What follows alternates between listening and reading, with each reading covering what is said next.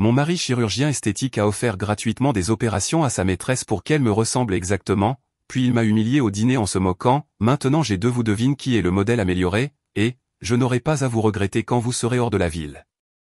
Alors j'ai planifié mon propre rendez-vous pour devenir quelqu'un qu'il ne reconnaîtrait jamais. Madame Walsh, j'ai une chose qui me trouble, dit l'enseignante de Janet, en fermant la porte de la classe derrière nous.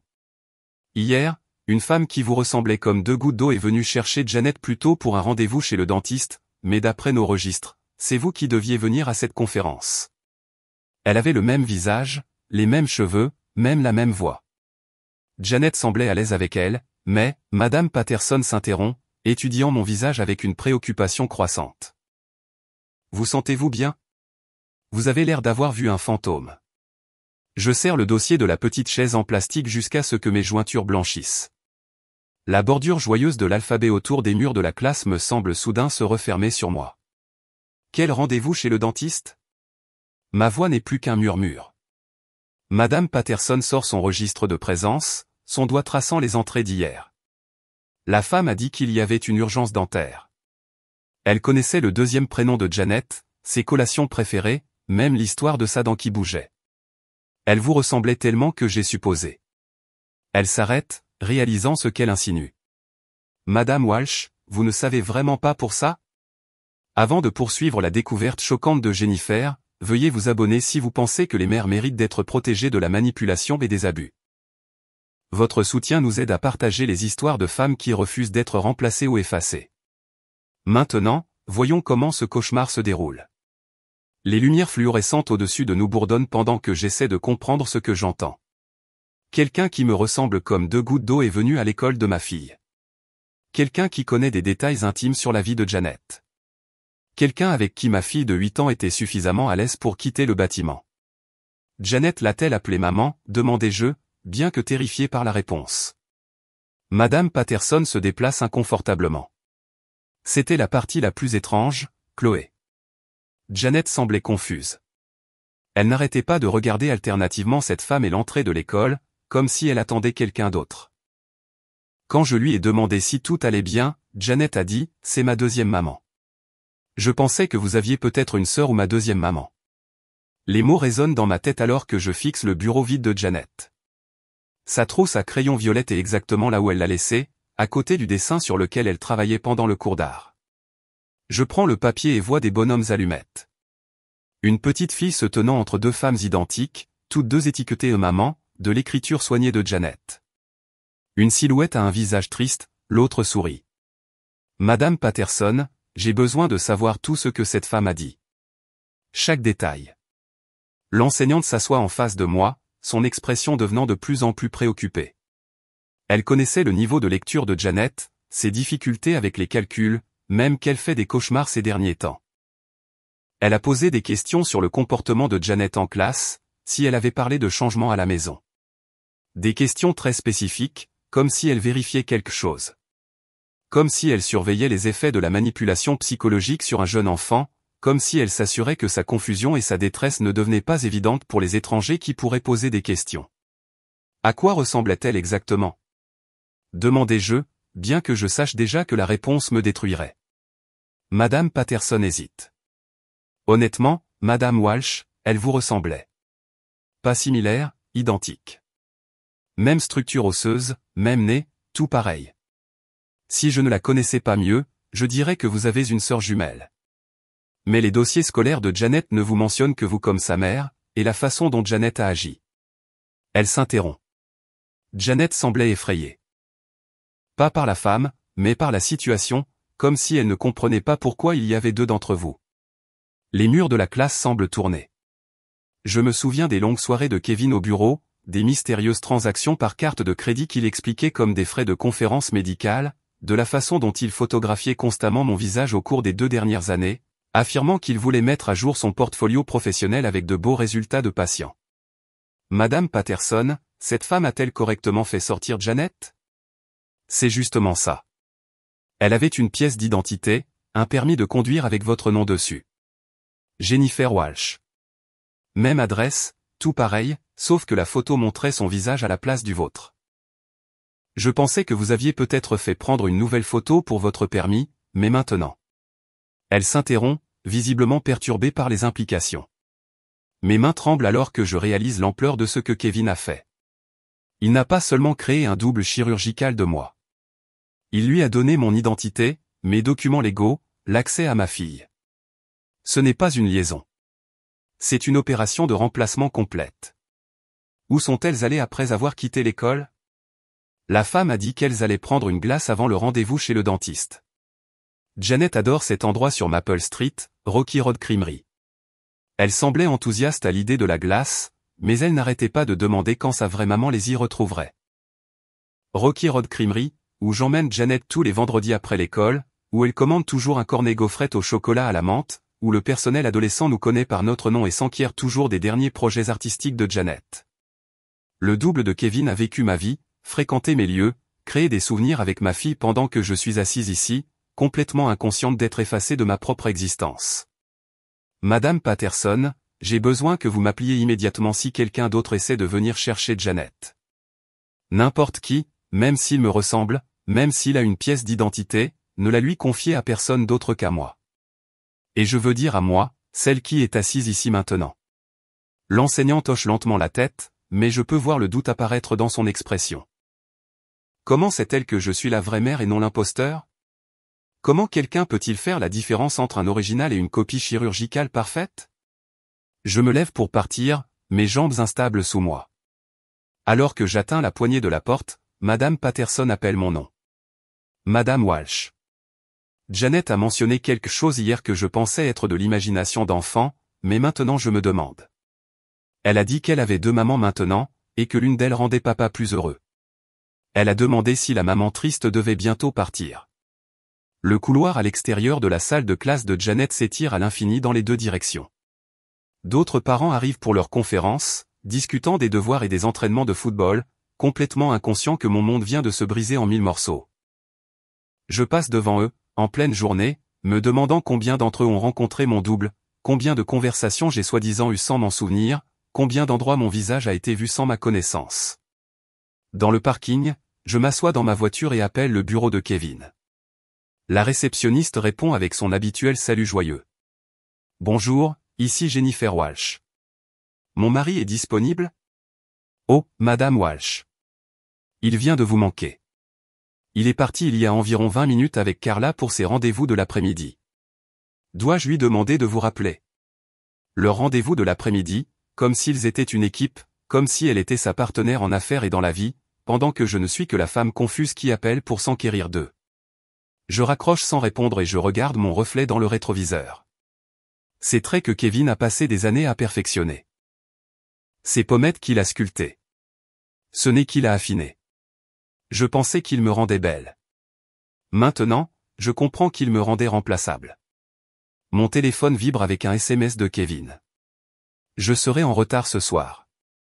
Ne m'attendez pas, mais je sais qu'il n'est pas en retard. Il vit sa vraie vie avec sa vraie femme.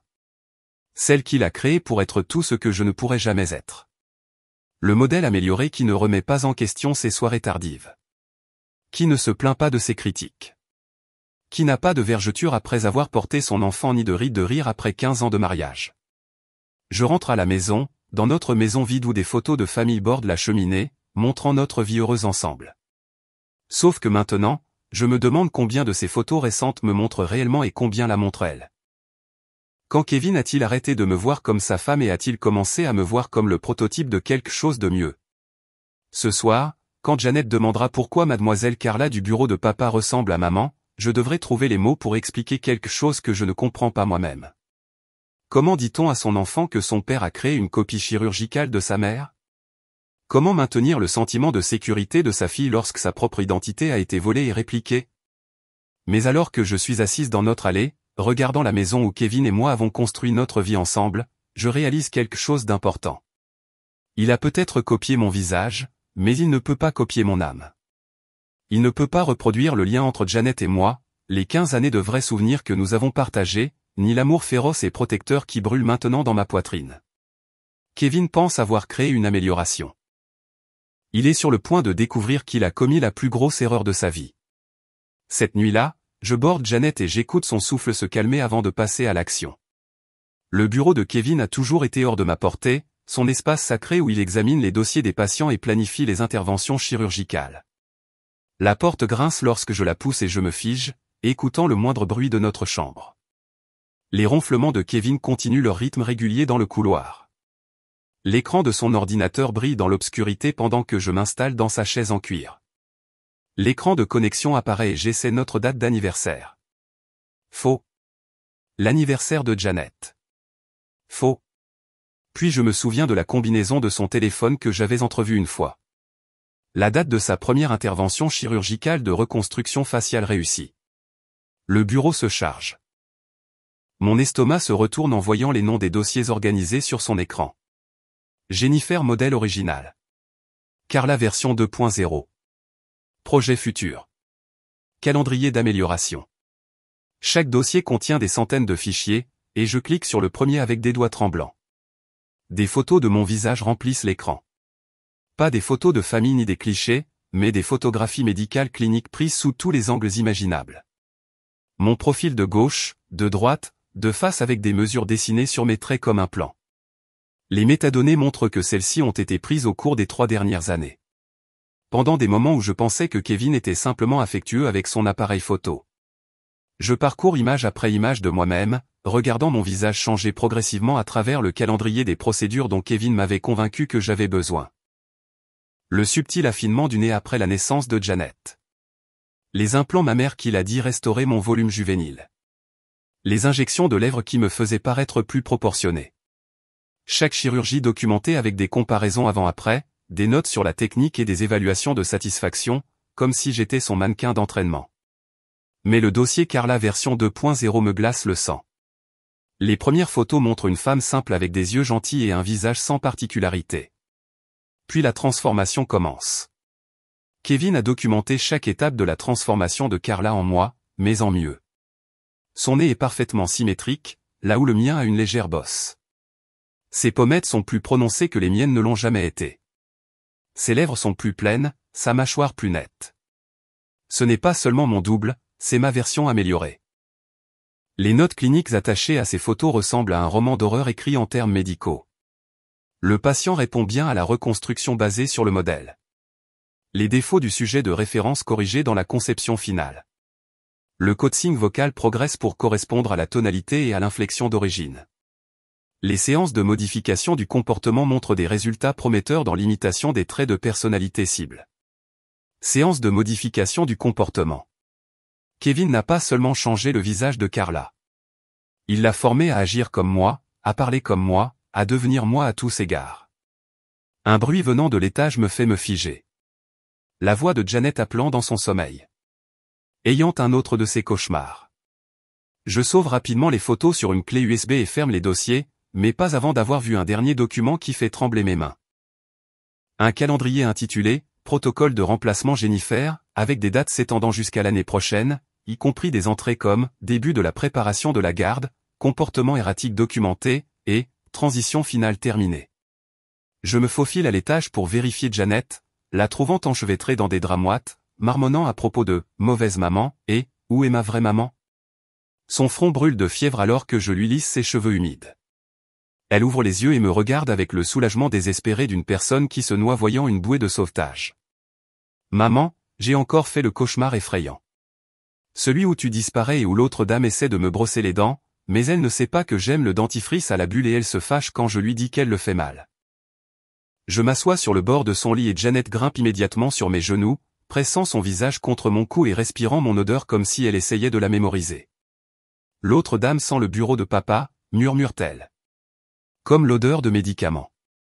Tu sens comme chez toi. Qu'est-ce qui s'est passé d'autre dans le rêve, mon cœur? La voix de Janet devient plus petite.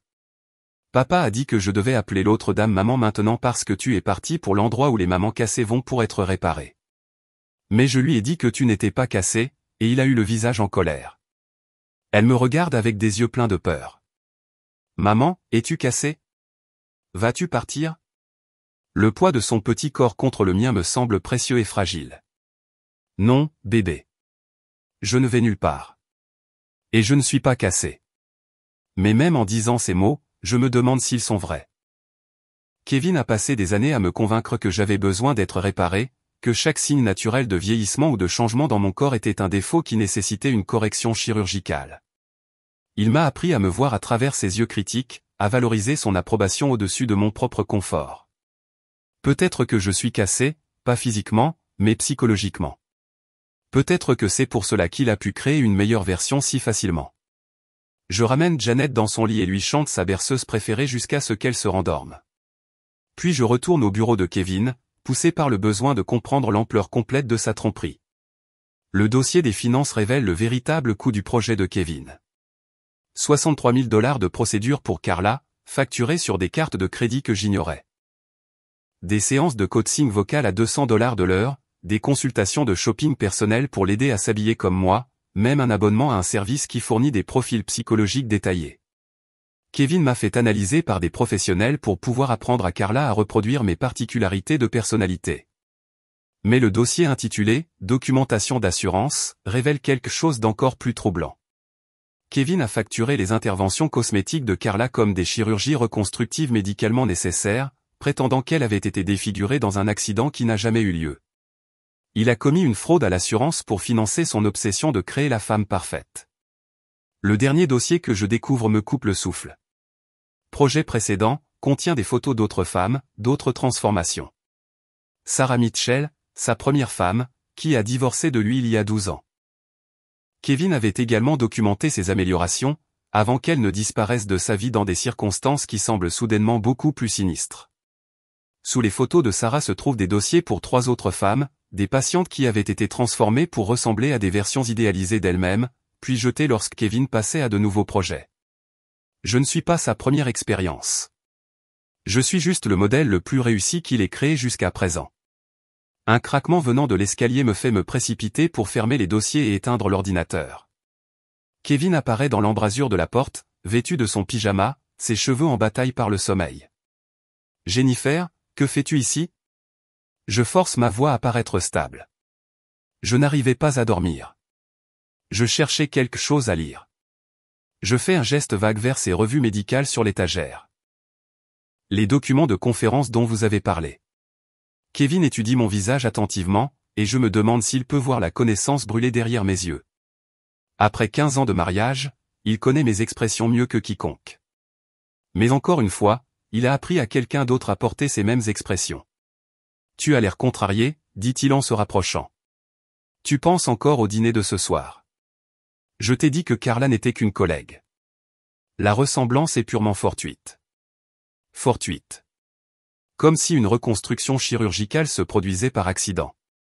Janet a encore fait un cauchemar, lui dis-je, en observant sa réaction. Elle n'arrête pas de parler de deux mamans. Ça la touche vraiment. L'expression de Kevin ne change pas, mais je vois un éclair de quelque chose de calculé dans ses yeux. Les enfants ont une imagination débordante. Peut-être devriez-vous prendre rendez-vous avec le Dr Chin. Elle est spécialisée dans les troubles d'anxiété infantile. Bien sûr, il a déjà choisi un psychiatre pour notre fille.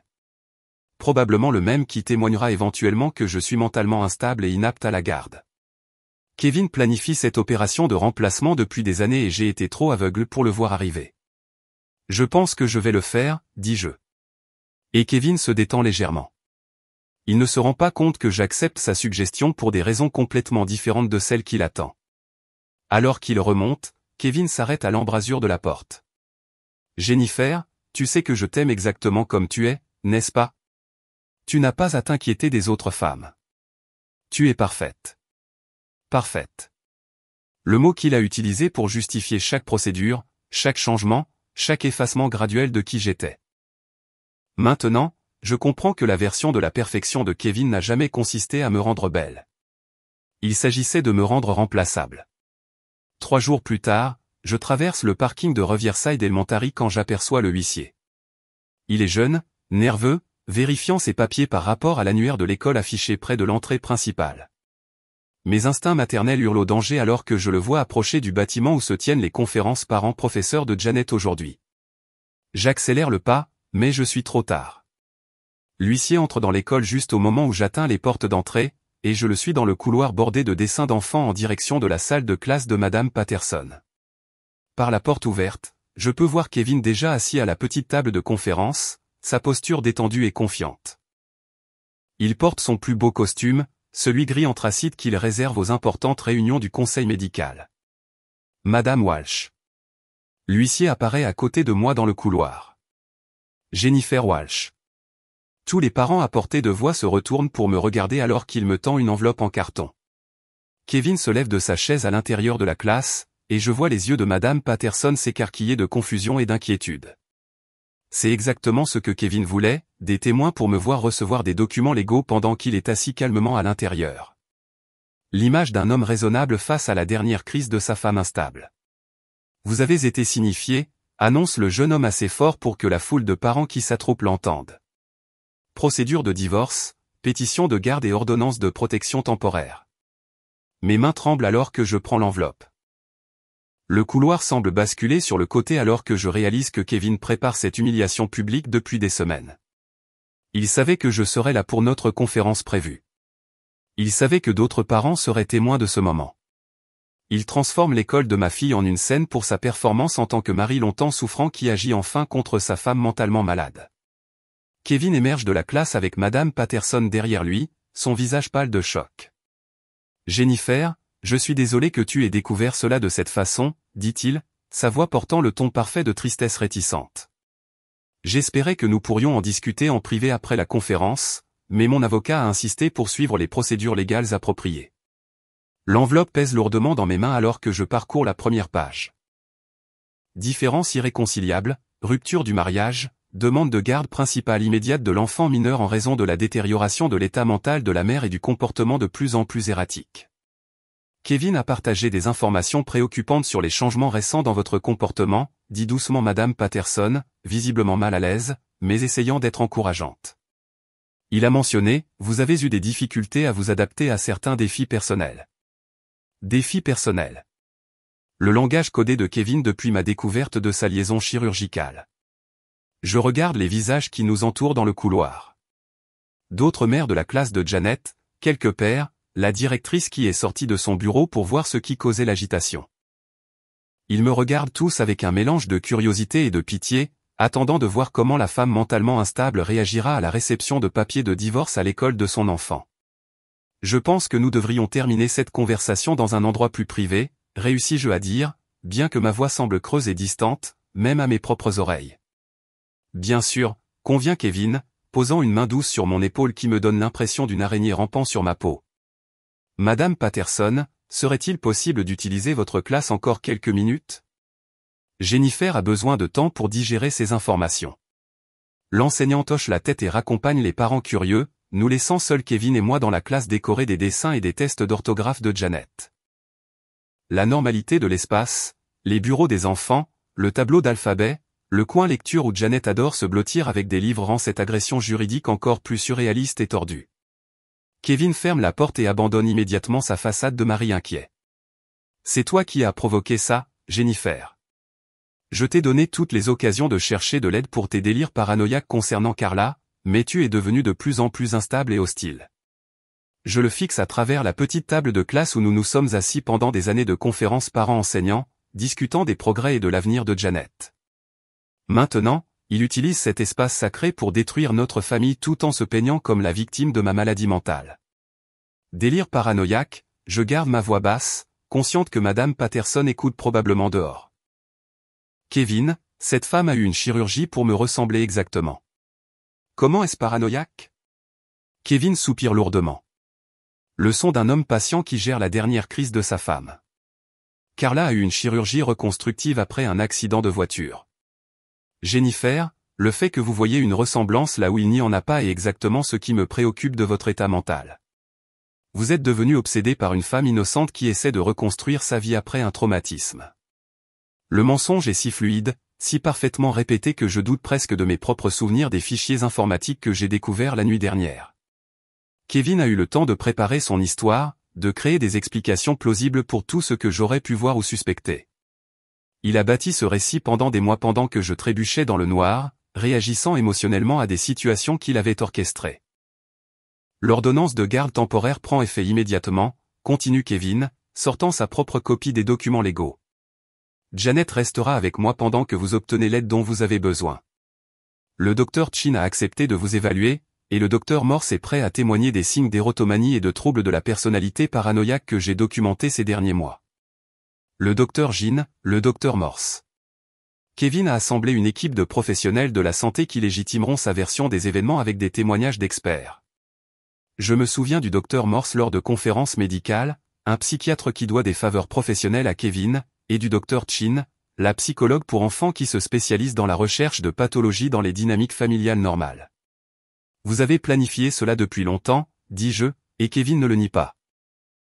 J'ai essayé de protéger Janet de votre comportement de plus en plus erratique.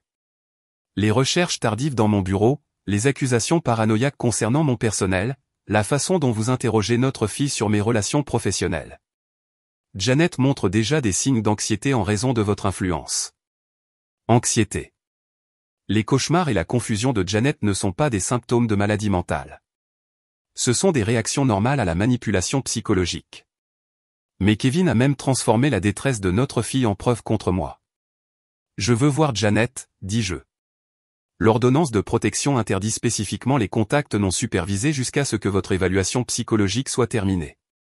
Le Dr Chin mènera des séances avec Janet pour évaluer l'étendue des dommages causés à son développement émotionnel par votre comportement paranoïaque. Le langage clinique qu'il utilise pour décrire la confusion de notre fille me fait comprendre à quel point Kevin a médicalisé notre crise familiale. Janet n'est pas un enfant traumatisé. C'est une patiente souffrant de l'exposition à la maladie mentale de sa mère. Carla n'est pas la maîtresse chirurgicalement créée de Kevin. C'est une victime innocente d'accident qui se trouve lui ressembler. Je ne suis pas une femme trahie découvrant des preuves de manipulation systématique.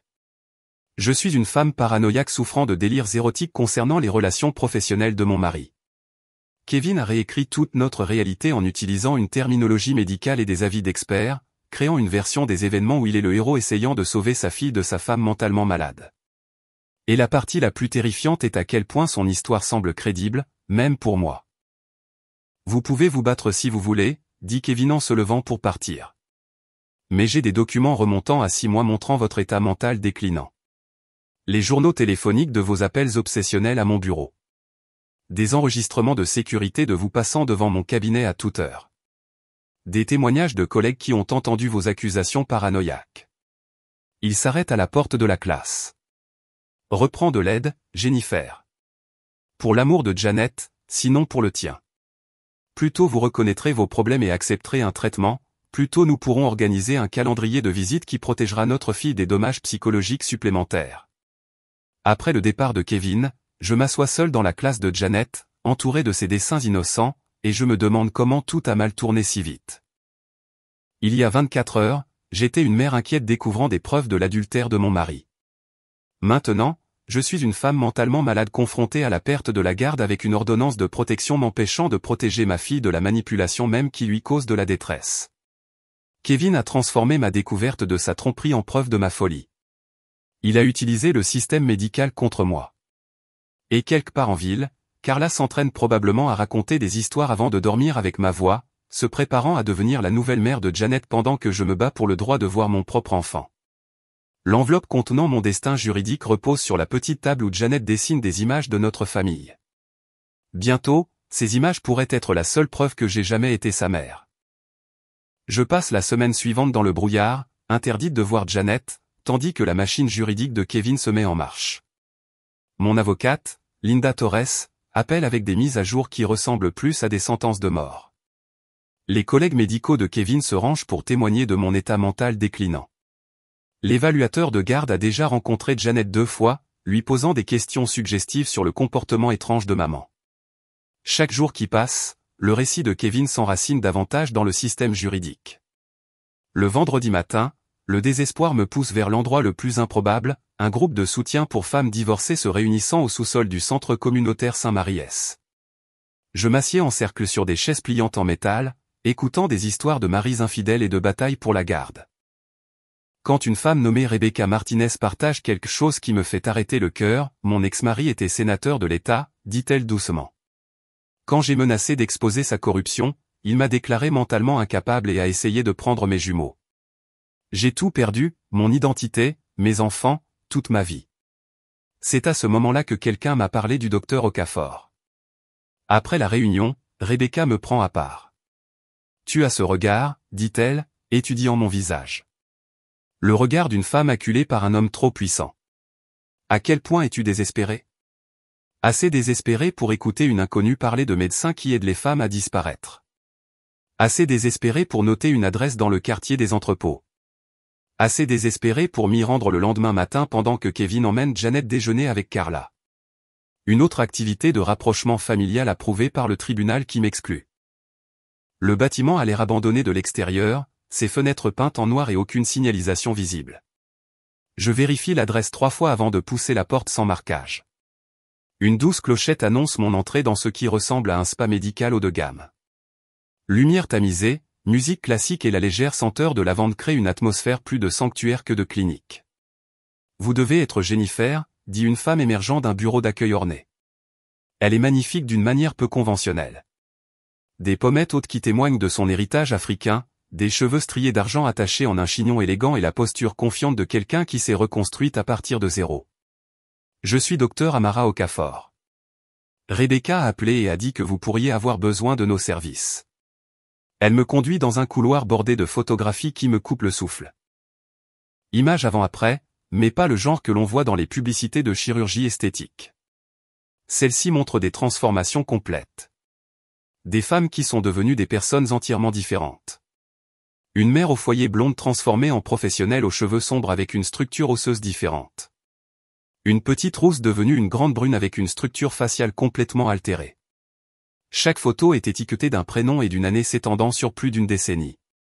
Ces femmes ne voulaient pas paraître plus jeunes ou plus belles, explique le docteur Okafor, remarquant ma fascination. Elles avaient besoin de disparaître de maris qui ne les laissaient pas vivre. Certaines faisaient face à des menaces de mort. D'autres, comme vous, combattaient des batailles pour la garde contre des hommes disposant de ressources illimitées et de connexions professionnelles. Son bureau ressemble à un sanctuaire de thérapeutes mêlé à une salle de consultation médicale. Des diplômes de Johns Hopkins et de Harvard Medical School sont accrochés à côté de certificats d'organisation dont je n'ai jamais entendu parler. Réseau clandestin qui aide les victimes de la traite, les femmes victimes d'abus, et d'autres qui ont besoin de disparaître de situations dangereuses. Rebecca m'a parlé de la manipulation chirurgicale de votre mari, dit le docteur Okafor, s'installant dans une chaise en face de moi. Créer une femme en double pour vous remplacer. C'est plus courant qu'on ne le pense, en fait. Des hommes contrôlants qui considèrent les femmes comme des objets à modifier et à améliorer. Elle ouvre un épais dossier et me montre des études de cas similaires. Un chirurgien plasticien de Dallas qui a créé 3 versions différentes de sa femme idéale en utilisant le même modèle. Un orthodontiste de Miami qui a convaincu plusieurs patientes de subir une reconstruction faciale pour ressembler aux traits de son ex-femme.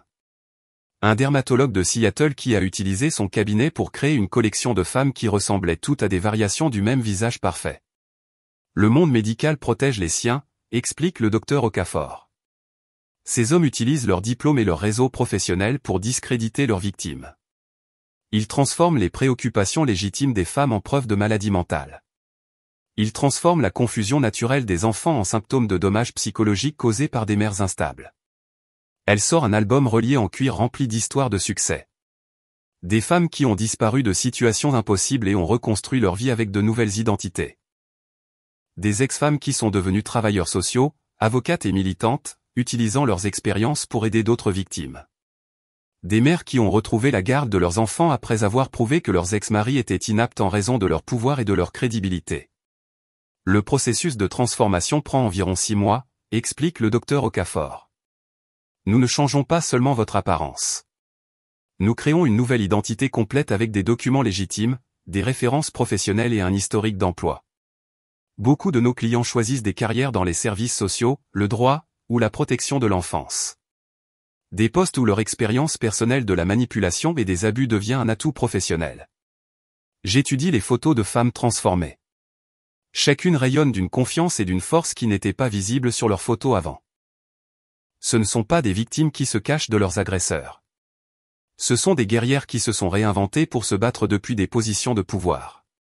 Et les enfants, demandai-je, pensant au visage effrayé de Janet dans cette classe hier. Le docteur Okafor ouvre une autre section de l'album montrant des photos de retrouvailles. Des mères qui embrassent des enfants qu'elles n'ont pas vus depuis des mois ou des années. Des familles reconstruites avec de nouveaux noms et de nouveaux visages, mais le même amour. La séparation temporaire est la partie la plus difficile, admet-elle. Mais nombre de nos clientes retrouvent la garde une fois qu'elles peuvent se battre depuis des positions où leurs agresseurs ne peuvent pas les discréditer. Le témoignage d'un travailleur social respecté pèse plus lourd que les accusations d'une ex-femme mentalement malade. Elle me montre des documents de reversal de garde réussis. Des femmes qui ont disparu en tant que victimes et sont revenues en tant que professionnelles avec les qualifications et la crédibilité nécessaires pour dénoncer la manipulation de leurs ex-maris. Des ex-femmes qui sont devenues des défenseurs de l'enfance spécifiquement qualifiées pour identifier et combattre les tactiques exactes que leurs agresseurs avaient utilisées contre elles. Le coût est important, continue le docteur Okafor. 200 000 $ pour une transformation complète et l'établissement d'une nouvelle identité, mais nous proposons des plans de paiement et de nombreux clients trouvent des moyens d'accéder à des actifs cachés que leur mari ignore. Je pense à la collection de bijoux de ma grand-mère, à la police d'assurance vie de la succession de mes parents, au compte d'épargne que j'avais ouvert sous mon nom de jeune fille des années auparavant comme filet de sécurité dont je n'aurais jamais cru avoir besoin. Des actifs que Kevin ignore complètement parce qu'il ne m'a jamais vu comme quelqu'un capable de planification financière indépendante. Combien de temps devrais-je rester loin de Janet? Habituellement 8 à 12 mois pour une guérison complète et un établissement d'identité. Assez longtemps pour que votre mari se sente à l'aise avec sa victoire, pour qu'il arrête de regarder par-dessus son épaule pour les menaces. Assez longtemps pour que vous établissiez votre crédibilité dans votre nouvelle profession et que vous vous positionniez pour enquêter sur son aptitude en tant que parent de l'intérieur. 8 à 12 mois sans ma fille. La pensée me fait physiquement mal à la poitrine. Mais je regarde à nouveau les photos de retrouvailles, voyant la joie sur les visages des enfants quand ils sont enfin en sécurité avec des mères assez fortes pour les protéger. Et si je décidais de le faire, demandai-je. Le docteur Okafor sourit et je vois de l'acier sous sa douceur. Alors vous deviendrez quelqu'un que votre mari n'a jamais vu venir. Quelqu'un avec le pouvoir de l'exposer, de sauver votre fille et d'aider d'autres femmes à échapper au même piège. Vous deviendrez la personne que vous étiez censé être avant qu'il ne commence à vous façonner à sa fantaisie.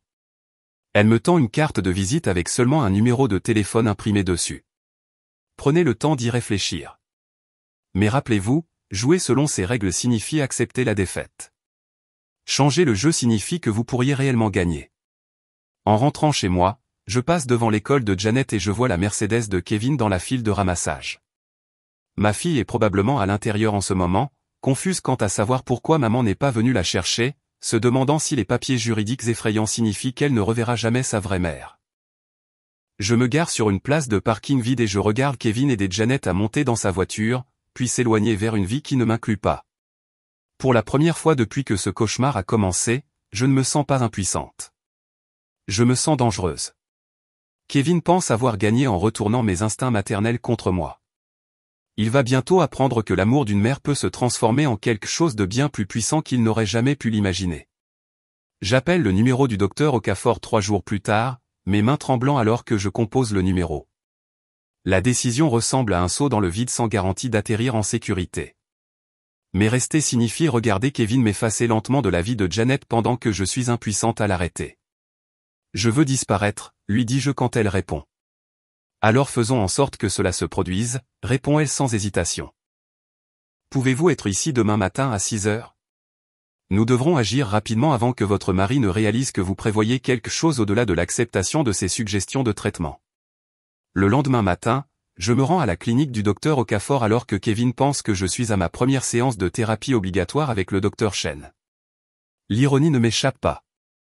Pendant que le psychiatre choisi par Kevin se prépare à me diagnostiquer des délires, je prends des mesures concrètes pour transformer ces prétendus délires en réalité.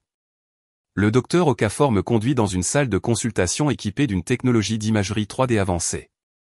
Nous allons commencer par documenter votre apparence actuelle avec une précision extrême, explique-t-elle, me positionnant devant des caméras qui capturent mon visage sous des dizaines d'angles. Ensuite, nous concevrons votre nouvelle identité en fonction des possibilités génétiques. À quoi vous auriez pu ressembler si vous étiez né de parents différents, aviez vécu dans un climat différent, aviez subi différents stress de vie.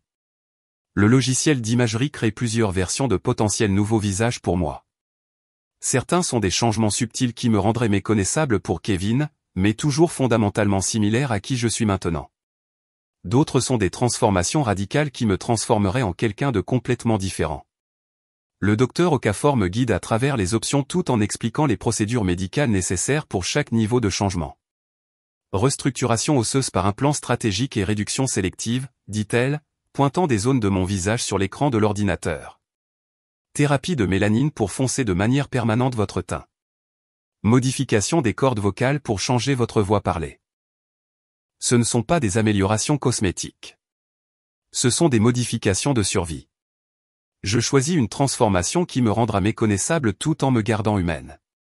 Une peau plus foncée qui suggère une ascendance latine. Une structure osseuse plus forte qui communique l'autorité plutôt que la vulnérabilité. Une voix qui porte la confiance au lieu du ton apologétique que Kevin m'a appris à utiliser. Le processus prendra 5 mois, explique le docteur Okafor alors que nous programmons la première chirurgie. Vous resterez ici pendant les périodes de rétablissement et nous utiliserons le scénario de couverture de la retraite en santé mentale pour expliquer votre absence. J'ai des contacts à Pine Valley qui fourniront des documents authentiques de votre séjour là-bas, y compris des notes de séances de thérapie et des rapports de progrès qui satisferont l'équipe juridique de votre mari. La première chirurgie a lieu un mardi. Je me réveille dans une chambre de rétablissement privée avec des bandages couvrant la moitié de mon visage, ma bouche trop gonflée pour parler clairement. Le docteur Okafor vient me voir toutes les quelques heures, surveillant les complications tout en expliquant ce qu'elle a accompli. Augmentation des pommettes et reconstruction de la mâchoire, dit-elle, me montrant des photos chirurgicales. Lorsque le gonflement aura diminué, vous aurez la structure osseuse de quelqu'un qui n'a jamais été critiqué pour être trop doux ou trop féminin. Elena Rodriguez, mon coach d'identité, me rend visite pendant la 2e semaine de rétablissement. C'est une ancienne actrice de théâtre qui s'est réinventée après avoir échappé à un réalisateur abusif qui contrôlait chaque aspect de sa carrière et de sa vie privée. La formation vocale commencera dès que votre gorge sera guérie, me dit-elle, démontrant l'accent du sud-ouest qui deviendra l'identité de Maria Gonzalez. Mais d'abord, nous travaillons sur la façon dont vous vous tenez.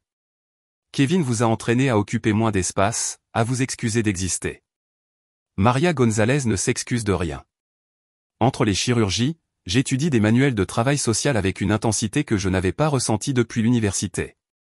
Psychologie du développement de l'enfant, théorie des systèmes familiaux, procédures juridiques pour l'évaluation de la garde. Des connaissances qui me rendront véritablement qualifié pour le rôle que je me prépare à jouer. Mais plus que cela, j'apprends le langage scientifique pour décrire ce que Kevin a fait à notre famille. Aliénation parentale, manipulation psychologique, abus systématique déguisé en expertise médicale. Le docteur Okafor pratique la thérapie de mélanine pendant mon 3e mois de traitement. Cela foncera de manière permanente votre teint, avertit-elle avant que les injections ne commencent. Il n'y a pas de retour en arrière pour cette procédure particulière. Vous vous engagez à devenir quelqu'un d'ethniquement différent de ce que vous étiez à la naissance. Je regarde mon reflet changer semaine après semaine au fur et à mesure que la mélanine fait effet. Mon teint pâle d'Irlandaise s'approfondit jusqu'à un bronze chaud qui évoque une ascendance latino-américaine. Combiné à ma nouvelle structure osseuse, l'effet est saisissant. Je ressemble à quelqu'un qui est né confiant plutôt qu'à quelqu'un qui a appris à se rétrécir pour répondre aux attentes d'un homme. Elena travaille avec moi quotidiennement sur des exercices de modification vocale. Votre voix parlée naturelle est plus haute et plus douce parce que Kevin préférait les femmes qui semblaient jeunes et incertaines, explique-t-elle lors d'une séance. Maria Gonzalez parle depuis son diaphragme. Elle ne monte pas sa voix à la fin des phrases et ne termine pas les phrases comme des questions. Elle ne s'excuse pas avant d'exprimer des opinions. La chirurgie des cordes vocales a lieu au mois 4, réalisée sous anesthésie locale, afin que je puisse tester ma nouvelle voix immédiatement. Lorsque je parle pour la première fois après la procédure, le son qui en émerge est plus profond, plus riche, portant une autorité que je ne savais pas posséder. C'est toujours reconnaissable comme humain, toujours féminin, mais complètement différent de la voix hésitante que Kevin a façonnée par des années de critiques subtiles. Comment vous sentez-vous ? Demande le docteur Okafor. Puissante, réponds-je, et le mot résonne dans ma poitrine d'une manière qui n'aurait jamais pu le faire auparavant. Pendant mon dernier mois de transformation, je m'entraîne à vivre comme Maria Gonzalez. Je porte des vêtements qui correspondent à ma nouvelle posture confiante, des blazers structurés au lieu des cardigans doux que Kevin préférait, des talons qui me font paraître plus grande plutôt que des chaussures plates qui me gardaient dans l'ombre, des couleurs qui attirent l'attention plutôt que les pastels qui m'aidaient à me fondre dans l'arrière-plan. La partie la plus difficile de ma formation consiste à apprendre à réprimer mes instincts maternels lorsque je discute du cas de Janet. Le docteur Okafor organise des entretiens simulés où je m'exerce à examiner son dossier avec détachement professionnel alors que mon cœur hurle de la serrer dans mes bras et de réconforter ses peurs. Canalise cette fureur protectrice en détermination clinique. Maria Gonzalez ne souhaite pas du mal à Janet Walsh. Elle est simplement déterminée à protéger tous les enfants des parents manipulateurs. Je termine ma certification en travail social via le programme en ligne de l'Arizona State University, achevant des cours qui prennent normalement 2 ans en 8 mois intensifs. Ma thèse porte sur la manipulation de la garde par les professionnels de la santé, en s'appuyant sur des recherches que j'ai menées pendant mes périodes de rétablissement. Le travail académique me donne des qualifications légitimes tout en me permettant d'étudier les tactiques de Kevin d'un point de vue professionnel.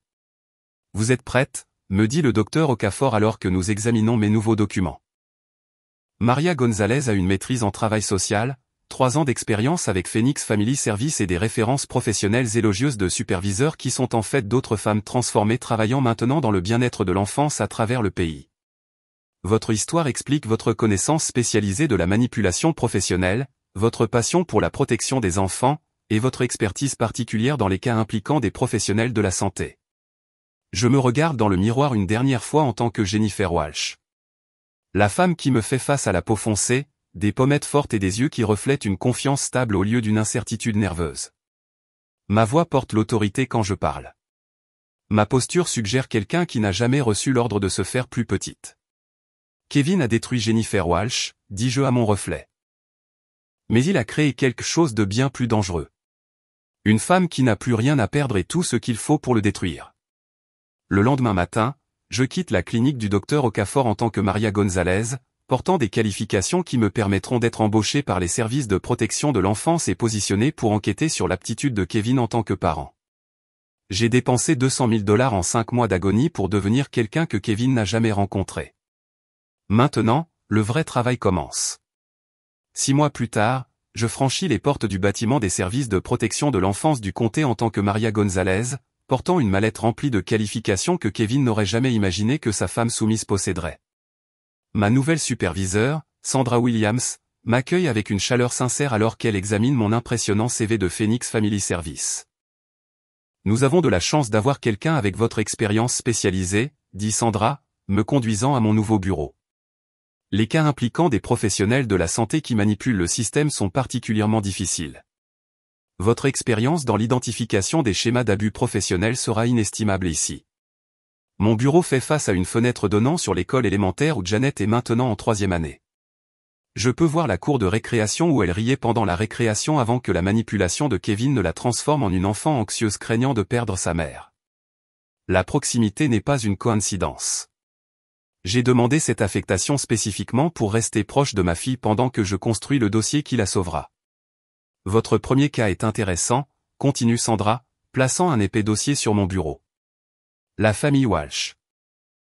Dr Kevin Walsh a déposé une demande de modification de garde d'urgence il y a 6 mois, affirmant que son ex-femme avait abandonné leur fille pour entrer en traitement psychiatrique. Mais le conseiller scolaire de l'enfant a des préoccupations concernant le comportement du père et l'introduction d'une nouvelle figure féminine qui cause une confusion d'identité. J'ouvre le dossier de Janet avec des mains qui semblent stables malgré le tremblement de terre qui se produit à l'intérieur de ma poitrine. Le langage clinique décrit ma fille comme une jeune fille de 8 ans présentant une grave anxiété, des troubles du sommeil et une confusion concernant son identité maternelle suite à la séparation parentale. Les rapports scolaires ci-joints documentent son déclin académique, son retrait social et des dessins troublants représentant des thèmes d'identité fractionnée. Lire la souffrance de Janet à travers des yeux professionnels me donne une perspective différente sur la cruauté de Kevin. Ce ne sont pas seulement les actions d'un mari infidèle. Ce sont des tactiques d'abus psychologiques systématiques conçues pour détruire le sentiment de sécurité et d'identité d'un enfant. Les modèles de documentation correspondent à des cas types d'aliénation parentale que j'ai étudiés lors de mon programme de certification accélérée. Mon téléphone vibre avec un SMS du numéro de Kevin.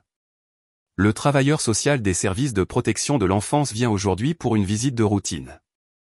Assurez-vous que Janet comprenne que c'est normal et qu'il n'y a pas lieu de s'inquiéter.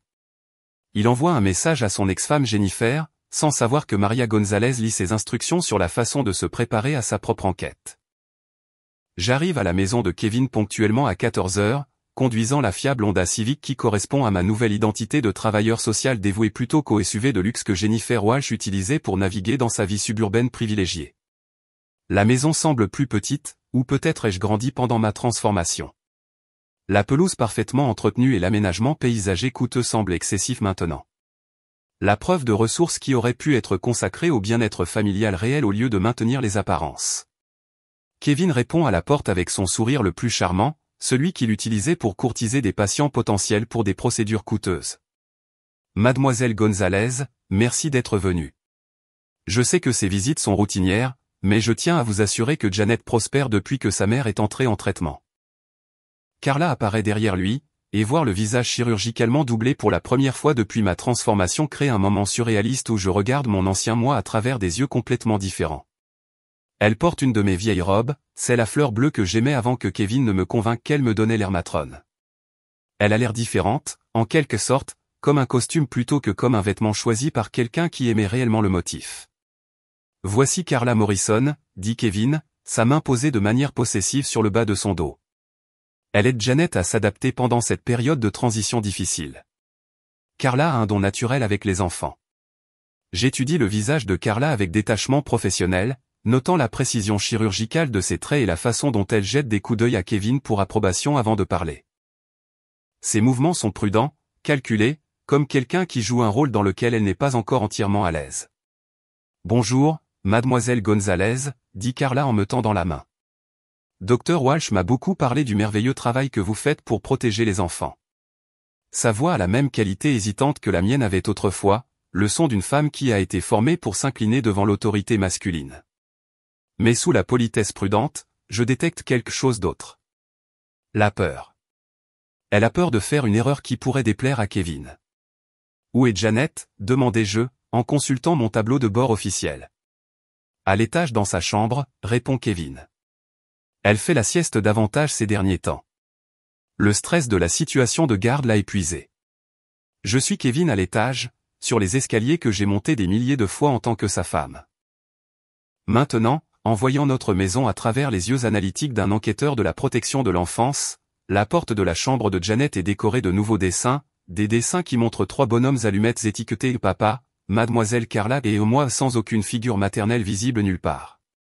L'absence de représentation maternelle dans son art récent en dit long sur le succès de Kevin dans mon effacement de son paysage psychologique. Janet est assise sur son lit entourée de poupées, mais elle ne joue pas. Elle les arrange en lignes soignées, les triant par couleur de cheveux et par traits du visage avec la précision obsessionnelle d'un enfant essayant de donner un sens à la confusion d'identité. Quand elle me voit entrer dans sa chambre, son visage s'illumine d'espoir. « Vous êtes là pour trouver ma maman ?» demande-t-elle immédiatement, abandonnant ses poupées pour s'approcher de moi. Papa dit qu'elle est allée à l'endroit de réparation, mais elle est partie depuis très longtemps, et je pense qu'elle s'est peut-être perdue. Kevin entre dans la pièce derrière moi, sa présence rendant immédiatement les épaules de Janet tendues.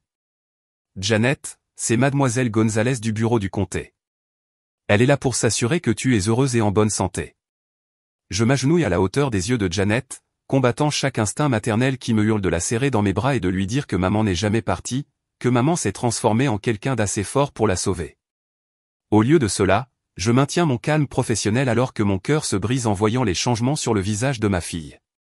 Elle est plus mince qu'il y a 6 mois, avec des cernes sous les yeux qui témoignent de trop de nuits blanches. Peux-tu me parler de ta famille, Janet, demandai-je doucement. Janet jette un regard nerveux à Kevin avant de répondre. J'habite avec papa et mademoiselle Carla maintenant. Maman est partie parce qu'elle était malade dans sa tête, mais mademoiselle Carla s'occupe de moi à la place. Elle essaie de me brosser les cheveux comme maman avait l'habitude de le faire, mais elle ne sait pas que je n'aime pas quand ça tire. La réponse soigneusement répétée révèle parfaitement les tactiques de manipulation de Kevin. Il a entraîné Janet à répéter son récit tout en exprimant inconsciemment son mécontentement face aux tentatives inadéquates de Carla de me remplacer. Chaque mot que prononce ma fille fournit des preuves d'abus psychologiques déguisés en soins affectueux. « Tu te souviens de ta maman ?» demandai-je, sachant que la question mettra Kevin mal à l'aise, mais ayant besoin de la réponse authentique de Janet pour ma documentation. Les yeux de Janet se remplissent de larmes malgré le regard menaçant de Kevin. Mademoiselle Carla dit que je ne devrais pas me souvenir de maman parce que ça rend papa triste. Mais parfois j'oublie et j'appelle mademoiselle Carla par le mauvais nom. Et puis papa doit me rappeler d'utiliser ma voix intérieure pour les choses de famille. Voix intérieure pour les choses de famille. Kevin a appris à notre fille à supprimer ses sentiments et ses questions naturelles concernant la disparition de sa mère. Il a transformé ses émotions authentiques en secrets qu'elle n'a pas le droit d'exprimer ouvertement. Je passe encore 1 heure à effectuer mon évaluation officielle, à photographier l'espace de vie de Janet et à documenter les réponses de Kevin aux questions standards sur les responsabilités parentales et le bien-être de l'enfant. Chaque réponse qu'il donne révèle sa compréhension superficielle des besoins réels de Janet par rapport à ses suppositions sur ce dont les enfants ont besoin de la part de leur tuteur. Lorsque Carla essaie de démontrer ses compétences maternelles en aidant Janet à faire ses devoirs, je regarde ma fille accepter poliment son aide tout en regrettant clairement la façon dont j'avais l'habitude de rendre l'apprentissage amusant avec des jeux et des voix rigolotes. Carla connaît les mécanismes de l'aide aux devoirs, mais elle ne comprend pas le style d'apprentissage de Janet ni les techniques d'encouragement qui la motivent réellement. Alors que je me prépare à partir, Janet tire sur ma veste. Mademoiselle Gonzalez, quand vous trouverez ma maman, lui direz-vous que je connais toujours sa chanson pour le bonne nuit. Je la chante pour moi-même tous les soirs pour ne pas oublier la chanson que j'ai inventée quand elle avait 3 ans à propos de petites filles courageuses qui peuvent surmonter n'importe quelle chose effrayante. Je lui ferai savoir, promets-je. Et Janet sourit pour la première fois depuis mon arrivée. En retournant à ma voiture, je ressens le poids de mon nouveau pouvoir et le fardeau de ma situation impossible. Je suis plus proche de ma fille que je ne l'ai été depuis des mois, mais je ne peux pas la réconforter ni me révéler sans détruire la mission qui pourrait la sauver définitivement. Kevin me fait un signe d'adieu depuis le perron de sa maison, complètement inconscient que son ex-femme vient de terminer sa première enquête officielle sur sa parentalité. Il pense avoir gagné en m'isolant de Janet par la manipulation juridique. Il n'a aucune idée que la guerre vient de commencer. Au cours des semaines suivantes, mes visites chez Kevin deviennent une danse minutieusement chorégraphiée d'observations professionnelles et de connexions maternelles cachées. Lors de ma 3e visite officielle, je remarque que Janet a commencé à arranger ses peluches selon des motifs délibérés sur le sol de sa chambre. À première vue, cela ressemble à un jeu d'enfant typique, mais lorsque j'étudie l'arrangement de plus près, je me rends compte qu'elle a éplé, aide, en utilisant ses ours en peluche préférés. Janet croise mon regard et jette un coup d'œil vers son placard où je découvre un petit carnet caché derrière ses manteaux d'hiver.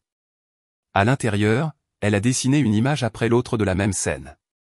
Une petite fille se tenant entre 2 femmes identiques avec des flèches pointant vers l'une étiquetée réelle et l'autre étiquetée prétendue. Les dessins montrent une sophistication croissante alors que Janet développe son propre système pour documenter la manipulation psychologique qu'elle ne peut articuler avec des mots. Est-ce que quelqu'un d'autre est au courant de tes dessins? Demandai-je doucement et Janet secoue vigoureusement la tête. Mademoiselle Carla en a trouvé un une fois et l'a montré à papa. Il a eu le visage en colère et m'a raconté des histoires sur les mamans qui ne devraient avoir que des histoires joyeuses. Alors maintenant, je les cache là où la fausse maman ne regarde pas. L'instinct de Janet de comprendre que Carla n'est pas vraiment sa mère malgré leur ressemblance physique prouve que la manipulation de Kevin n'a pas complètement détruit son lien avec la réalité. Ma fille sait que quelque chose ne va pas fondamentalement avec sa situation actuelle, et elle trouve des moyens de communiquer cette connaissance à l'unique adulte qui semble écouter sans jugement. Lors de ma 4e visite, je suis témoin de la façade professionnelle de Kevin commencer à se fissurer sous la pression. Son téléphone sonne constamment pendant notre entretien, et j'entends des conversations animées avec des collègues concernant des plaintes de patients et des complications chirurgicales. Lorsque le docteur Suzanne Bradley appelle au sujet d'une rhinoplastie ratée qui nécessite une chirurgie corrective, Kevin devient visiblement agité. Je ne comprends pas pourquoi tout le monde remet soudainement en question mes techniques, gromme-t-il à Carla après avoir raccroché. J'effectue ces procédures avec succès depuis 15 ans. Mais l'expression de Carla suggère qu'elle entend des plaintes similaires fréquemment. Elle sursaute lorsque Kevin raccroche violemment son téléphone, et je remarque comment elle se met instinctivement à protéger Janet de son explosion. Malgré le fait d'être la création de Kevin, les instincts protecteurs de Carla envers ma fille semblent sincères. Je programme des entretiens de suivi avec le personnel du cabinet médical de Kevin en utilisant mes compétences officielles de service de protection de l'enfance pour poser des questions sur le comportement professionnel du Dr Walsh et ses interactions avec les patients. L'infirmière Margaret Foster, qui travaille avec Kevin depuis 8 ans, parle prudemment, mais révèle des schémas préoccupants. Dr Walsh a toujours été particulier concernant l'apparence des patients, admet-elle lors de notre conversation privée. Mais dernièrement, il fait des commentaires inhabituels, comparant les patients à d'anciens patients, suggérant des procédures qui semblent inutiles. La semaine dernière, Il a passé 20 minutes à photographier une patiente en rhinoplastie sous des angles qui n'étaient pas médicalement pertinents. Margaret me montre les dossiers récents de patients de Kevin où je découvre qu'il documente les visages des femmes avec le même détail obsessionnel que j'ai trouvé dans ses dossiers informatiques à la maison. Des photos sous plusieurs angles, des mesures, des notes sur le potentiel d'amélioration qui ressemblent plus à des critiques artistiques qu'à des évaluations médicales. Quelqu'un a-t-il signalé ses préoccupations au conseil médical? Demandai-je. Margaret se déplace inconfortablement. Dr Walsh a des connexions puissantes. Les membres du personnel qui ont soulevé des questions sur ces méthodes se sont retrouvés transférés dans différents départements ou licenciés pour des raisons sans rapport. Nous avons tous des familles à soutenir. Sa peur révèle l'étendue de l'influence de Kevin au sein de la communauté médicale. Il ne manipule pas seulement sa vie personnelle. Il utilise sa réputation professionnelle pour faire taire quiconque pourrait exposer ses obsessions dangereuses. Mon enquête sur les dossiers scolaires de Janet révèle la campagne systématique de Kevin pour contrôler le récit de la dissolution de notre famille. La directrice Roberts me montre des courriels où Kevin détaillait ma supposée dépression mentale, fournissant des exemples spécifiques de mon comportement paranoïaque qui correspondent parfaitement à sa stratégie juridique. Le Dr Walsh a été très proactif pour nous tenir informés, explique la directrice Roberts. Il voulait s'assurer que nous puissions apporter un soutien approprié à Janet pendant cette période difficile. Il a également organisé une visite mensuelle d'un psychologue pour enfants pour surveiller l'adaptation de Janet. Dr Sarah Chin, la thérapeute choisie par Kevin qui se spécialise dans la recherche de pathologies là où il n'y en a pas. Je demande des copies de ses rapports de visite scolaire et je découvre qu'elle pose à Janet des questions suggestives conçues pour obtenir des déclarations qui soutiennent le cas de garde de Kevin. Selon les notes du Dr Chen, Janet a exprimé un attachement préoccupant à la figure maternelle absente et une résistance à accepter un modèle féminin positif dans son environnement familial. Le langage clinique transforme le chagrin naturel de Janet suite à la perte de sa mère en preuve qu'elle a été psychologiquement endommagée par mon abandon. Lors de ma prochaine visite à domicile, j'observe de plus près la dynamique entre Kevin et Carla. Leur relation fonctionne comme une procédure médicale. Kevin apporte des ajustements constants au comportement, à l'apparence et aux réponses de Carla tandis qu'elle accepte ses corrections avec la conformité d'un patient plutôt qu'avec l'égalité d'un partenaire. Carla, ta posture se voûte encore, dit Kevin pendant le dîner, ce qui l'a fait immédiatement redresser le dos. Souviens-toi de ce que nous avons pratiqué sur le langage corporel confiant. Janet observe cette interaction avec la perspicacité aiguë d'un enfant qui a appris à lire les humeurs des adultes pour survivre. Elle sait que la conformité de Carla n'est pas une affection naturelle, mais un comportement entraîné, et elle répond à cette figure maternelle artificielle par une distance polie plutôt qu'une chaleur sincère. Après le dîner, je trouve Carla seule dans la cuisine, chargeant le lave-vaisselle avec une précision mécanique. Quand je complimente son efficacité, elle semble surprise, comme si les éloges pour ses propres actions étaient inattendus. Dr Walsh est très méticuleux en matière de gestion du foyer, dit-elle doucement. Il m'a appris la bonne façon d'organiser les choses, afin que Janet se sente en sécurité et cohérente. La bonne façon, comme s'il n'y avait qu'une seule méthode correcte pour charger la vaisselle ou organiser une maison. Et Kevin est l'autorité en matière de perfection domestique. Je réalise que Carla n'a aucune autonomie dans cette maison. Elle suit les instructions détaillées de Kevin sur la façon de vivre, d'interagir avec Janet, même sur la façon d'accomplir les tâches ménagères de base. Pendant un moment où Kevin sort pour prendre un appel téléphonique, le calme soigné de Carla glisse légèrement. Elle regarde son reflet dans la fenêtre de la cuisine, touchant ses pommettes chirurgicalement modifiées avec la même expression confuse que j'avais lorsque Kevin me convainquait de changer certaines parties de moi-même. Parfois, je ne me reconnais pas, admet-elle doucement. Dr Walsh dit que c'est normal après une chirurgie reconstructive majeure, mais ça fait maintenant 8 mois et j'ai toujours l'impression de porter le visage de quelqu'un d'autre. Le visage de quelqu'un d'autre. Mon visage. Mais elle ne le sait pas encore. Les procédures étaient nécessaires après votre accident, demandai-je, en testant le scénario de couverture de Kevin. Carla hésite juste assez longtemps pour révéler le mensonge. Oui, l'accident. Dr Walsh dit que j'ai de la chance qu'il ait pu restaurer mon apparence si complètement. Il dit que je suis encore plus belle qu'avant.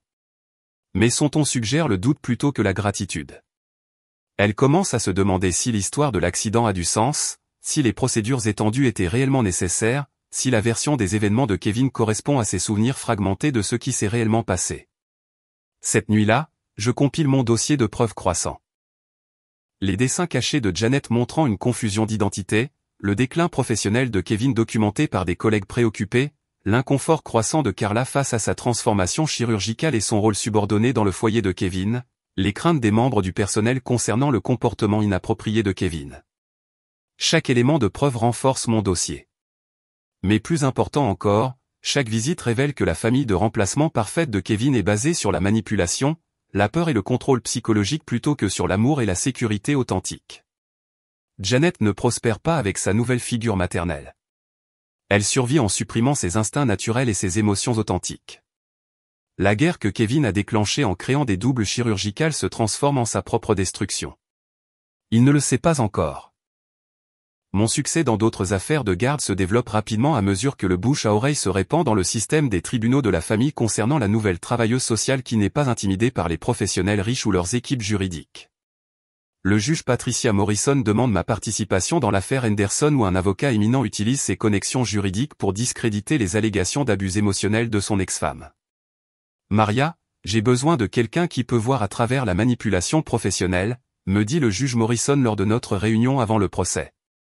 Trop d'évaluateurs de garde se laissent emporter par les qualifications et la réputation au lieu de se concentrer sur ce qui arrive réellement aux enfants impliqués. En 3 mois, j'ai réussi à dénoncer des tactiques de manipulation dans 6 affaires différentes impliquant des médecins, des avocats et des cadres qui utilisent leur statut professionnel pour contrôler les issues de garde. Mon témoignage aide le juge Morrison à accorder la garde à des mères qui étaient dépeintes comme instables pendant que leurs enfants subissaient des abus émotionnels déguisés en discipline parentale. Chaque victoire renforce ma réputation en tant que travailleur social spécialisé dans les cas où les preuves traditionnelles ne parviennent pas à capturer l'étendue complète de la manipulation psychologique. Les avocats de la famille commencent à demander ma participation spécifiquement lorsqu'ils soupçonnent un abus professionnel, mais ne peuvent pas le prouver par une documentation conventionnelle. Lors de mes visites régulières avec Janet, elle développe des moyens de plus en plus sophistiqués de communiquer sa détresse sans alerter Kevin de notre connexion secrète. Elle arrange ses fournitures d'art selon des motifs qui épellent des mots que seul moi reconnaîtrais. Placer son crayon rouge, son marqueur bleu et son crayon jaune en séquence pour épeler arabe. Oui. D'après les histoires du soir que je lui racontais sur les princesses courageuses qui n'abandonnaient jamais l'espoir. Les dessins de Janet évoluent de simples expressions de confusion vers des paysages émotionnels complexes qui documentent la manipulation psychologique de Kevin avec une clarté saisissante. Elle se dessine comme une petite figure piégée dans un labyrinthe de miroirs, entourée de visages identiques qui prétendent tous être sa mère. Un autre dessin montre une petite fille tenant une loupe, cherchant dans une foule de femmes identiques celle qui a le vrai cœur. Mademoiselle Maria, puis-je vous demander quelque chose, dit Janet lors de notre 6e visite, m'attirant à l'écart pendant que Kevin et Carla se disputent pour la préparation du dîner dans la cuisine. Si le papa de quelqu'un le fait prétendre être heureux alors qu'il est vraiment triste, est-ce que c'est mentir ? Et si c'est mentir, qui a des ennuis ? Le papa ou la petite fille ? Sa question révèle la position impossible dans laquelle Kevin l'a placée. Janet sait qu'elle est forcée de jouer la comédie de la joie et de l'acceptation de Carla, mais elle a été conditionnée à croire que l'expression de ses sentiments authentiques entraînera une punition ou un abandon. Je l'aide à comprendre que les enfants ne sont jamais responsables des problèmes des adultes et qu'il est tout à fait normal de se sentir confus ou triste à propos des changements familiaux. Tu as le droit de ressentir ce que tu ressens, lui dis-je. Les sentiments ne sont ni bons ni mauvais. Ce ne sont que des informations sur ce qui se passe autour de nous. Le visage de Janet s'illumine de soulagement, comme si quelqu'un lui avait enfin donné la permission de faire confiance à ses propres réponses émotionnelles au lieu des réactions fabriquées que Kevin exige d'elle. Pendant ce temps, le monde professionnel de Kevin commence à s'effondrer sous le poids de son attention divisée et de sa paranoïa croissante. Lors de mon entretien avec le docteur Michel Park, sa partenaire principale, elle révèle que le taux de complications chirurgicales de Kevin a triplé au cours des 6 derniers mois. Kevin a toujours été méticuleux, explique le docteur Park, luttant clairement entre la loyauté envers son collègue et la préoccupation pour la sécurité des patients. Mais dernièrement, il a été distrait pendant les procédures, commettant des erreurs basiques qui ne devraient jamais arriver à quelqu'un de son niveau d'expérience. La semaine dernière, il a touché un nerf facial lors d'une rhinoplastie de routine parce qu'il lisait des messages textes pendant la chirurgie. La patiente, Madame Dorothy Chin, souffre maintenant d'une paralysie faciale partielle permanente qui nécessitera des procédures correctives supplémentaires et entraînera probablement un procès pour faute professionnelle important. L'explication de Kevin à ses partenaires était que la patiente avait bougé de manière inattendue, mais les enregistrements vidéo de la chirurgie montrent Kevin regardant son téléphone pendant le moment critique où la précision était essentielle. Nous envisageons de demander à Kevin de prendre un congé sabbatique, admet le Dr Park. Sa situation personnelle semble affecter son jugement professionnel, et nous ne pouvons pas risquer la sécurité des patients pendant qu'ils traversent quoi que ce soit qui se passe à la maison. Je documente tout, construisant une image complète d'un homme dont l'obsession de contrôler l'apparence des femmes a commencé à affecter sa capacité à remplir ses fonctions professionnelles en toute sécurité. Le schéma suggère que la manipulation de Kevin s'étend bien au-delà de ses relations personnelles dans sa pratique médicale, où des patients vulnérables lui font confiance avec leur visage et leurs avenirs. Lors de ma 7e visite chez Kevin, j'organise une conversation privée avec Carla en suggérant que nous examinions les besoins éducatifs de Janet pendant que Kevin prenait un appel professionnel. J'ai soigneusement préparé ce moment, sachant que les doutes croissants de Carla sur sa situation pourraient la rendre réceptive aux questions qui l'aident à mieux voir la manipulation de Kevin.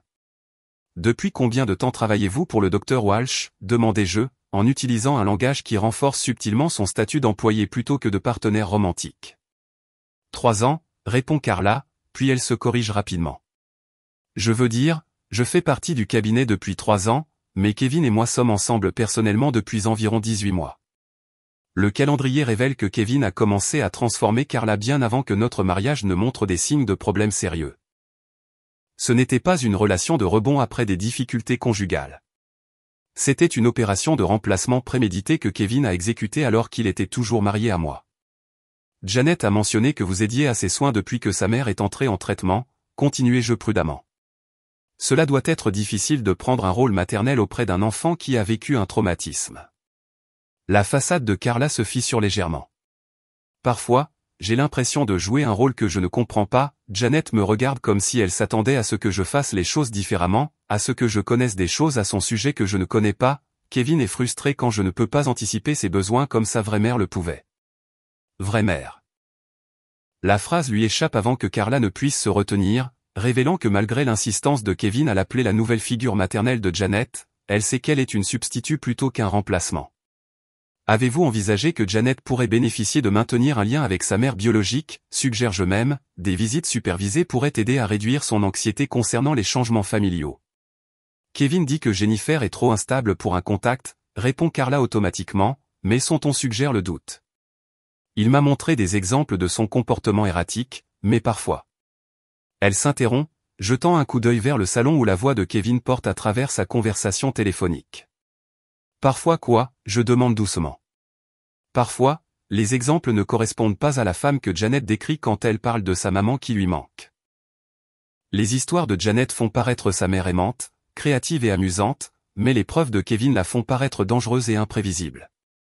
Il est difficile de comprendre comment la même personne pourrait être les deux. La conscience croissante de Carla que le récit de Kevin ne correspond pas aux souvenirs de Janet me donne l'espoir qu'elle pourrait être disposée à questionner d'autres aspects de leur relation. Si je peux l'aider à voir la vérité sur la manipulation de Kevin, elle pourrait devenir mon alliée la plus puissante pour dénoncer ses abus systématiques. Ce soir-là, je compile mon dossier de preuves croissant avec une détermination renouvelée. La documentation sophistiquée de Janet sur sa détresse émotionnelle, le déclin professionnel et les erreurs chirurgicales de Kevin, le doute croissant de Carla quant à son rôle et à son identité, les préoccupations croissantes des membres du personnel concernant la sécurité des patients et le comportement erratique de Kevin. Chaque fil de preuve renforce la toile que je tisse autour des mensonges méticuleusement construits par Kevin. Il est tellement concentré sur le maintien du contrôle sur Janet et Carla qu'il ne remarque pas comment son désespoir me fournit exactement les munitions dont j'ai besoin pour détruire sa crédibilité et sauver ma fille. Le réseau d'alliés que j'ai bâti grâce à mon succès professionnel me donne confiance que lorsque le moment sera venu de révéler ma véritable identité, j'aurai le soutien et la crédibilité nécessaires pour que les gens m'écoutent. Kevin a peut-être gagné la première bataille en retournant mes instincts maternels contre moi, mais il est sur le point de découvrir qu'il s'est battu contre quelqu'un de bien plus dangereux que la femme soumise qu'il pensait avoir vaincue. Maria Gonzalez a les ressources, les alliés et les preuves que Jennifer Walsh n'aurait jamais pu rassembler. Et Maria Gonzalez est prête à utiliser toutes les armes à sa disposition pour sauver Janet et détruire l'homme qui pensait pouvoir nous remplacer toutes les deux. La percée survient lors de la déposition de Kevin. 3 mois après le début des procédures de garde formelle. Son avocat, Robert Sterling, présente Smugly ce qu'il croit être la preuve de mon instabilité mentale. Une série de mails que Kevin prétend m'avoir envoyés pendant mon traitement psychiatrique à Pine Valley. Mais lorsque Sterling lit les messages à voix haute, il inclut accidentellement les en-têtes de mails qui révèlent le véritable expéditeur. Kevin lui-même écrivant en tant que Jennifer pour créer des preuves de mon soi-disant état mental déclinant. Votre honneur, Linda Torres se lève immédiatement. Ces emails ont été envoyés depuis l'ordinateur personnel du Dr Walsh, et non depuis le Pine Valley Mental Health Center. Les métadonnées montrent qu'ils proviennent de l'adresse IP de son bureau à domicile à des moments où son ex-femme était censée être en traitement résidentiel. Le visage de Kevin devient blanc alors qu'il réalise que son avocat vient d'exposer sa falsification de preuves. Mais Sterling, essayant de sauver la situation, commet une erreur encore plus grande. Il ouvre l'ordinateur portable de Kevin pour démontrer l'origine de l'email, affichant par inadvertance des dossiers intitulés « Calendrier de remplacement Jennifer » et « Profil psychologique des patients usage personnel ». Le greffier prend des captures d'écran avant que Sterling ne puisse fermer l'ordinateur portable, et le juge Morrison ordonne un examen médico-légal de l'ordinateur de Kevin. Ce qui ressort la semaine suivante détruit complètement la crédibilité de Kevin. Correspondance par email avec d'autres chirurgiens plasticiens discutant de protocoles de modification de femmes. Recherche sur les stratégies juridiques pour retirer les enfants aux mères qui résistent à leur mari. Projet d'amélioration. Plan détaillé sur 3 ans pour me remplacer systématiquement tout en conservant la garde légale de Janet. Le plus dévastateur sont les emails entre Kevin et le docteur Marcus Reed à Beverly Hills où Kevin écrit « Le modèle original a servi son objectif, mais manque de la conformité nécessaire pour un fonctionnement familial optimal. » La version 2.0 montre une amélioration marquée de la réactivité au conseil et de la volonté de maintenir les normes d'apparence souhaitées. Le calendrier de transition suggère 18 mois pour un remplacement complet tout en minimisant les complications juridiques. L'expression du juge Morrison se durcit alors qu'elle lit les descriptions cliniques du mariage de Kevin et sa manipulation chirurgicale de Carla. Dr Walsh, ces communications suggèrent un abus psychologique prémédité plutôt que des difficultés conjugales menant à une séparation. Nous étendons cette affaire pour inclure une enquête criminelle. L'avocat de Kevin demande une suspension immédiate, mais les dégâts sont irréversibles. L'examen médico-légal ordonné par le tribunal révèle des années de preuves montrant la destruction systématique d'identité de femmes par Kevin, son utilisation de procédures médicales pour contrôler le comportement, et sa planification détaillée pour m'éliminer de la vie de Janet tout en évitant les conséquences juridiques. 2 semaines plus tard, Janet fait son témoignage dans le bureau privé du juge Morrison, avec seulement un défenseur de l'enfant nommé par le tribunal présent pour assurer son confort et sa sécurité. Je regarde à travers la vidéo en circuit fermé alors que ma fille décrit courageusement sa confusion et sa peur avec une honnêteté déchirante. Papa prend toujours des photos de moi et de mademoiselle Carla ensemble, dit Janet à l'avocate, sa voix petite mais ferme. Il nous fait nous tenir de la même manière et sourire de la même manière, puis il montre les photos aux gens et dit que nous ressemblons à une vraie famille. Mais les câlins de mademoiselle Carla sont différents des câlins de maman et elle ne sait pas la bonne façon de me tresser les cheveux ou quelles histoires du soir j'aime le mieux. Janet décrit comment Kevin lui apprend à répondre à propos de sa mère qui lui manque, lui apprenant à dire qu'elle s'adapte bien et se lie avec sa nouvelle figure maternelle chaque fois que des adultes lui demandent ses sentiments. Elle révèle que Kevin l'a menacé de l'envoyer dans un pensionnat si elle continuait à pleurer pour sa vraie maman ou à demander quand je rentrais à la maison. Parfois, papa a le visage en colère quand j'oublie et que j'appelle mademoiselle Carla par le mauvais nom, continue Janet. Il me dit que mademoiselle Carla travaille très dur pour s'occuper de moi et que ce souvenir de maman rend tout le monde triste. Alors, j'essaie de me souvenir d'être heureuse, mais c'est difficile quand j'ai toujours cette sensation de peur à l'intérieur. Le rapport de l'avocate pour enfants décrit le témoignage de Janet comme une preuve convaincante de coaching parental et de manipulation psychologique conçue pour forcer l'acceptation de la figure maternelle de remplacement.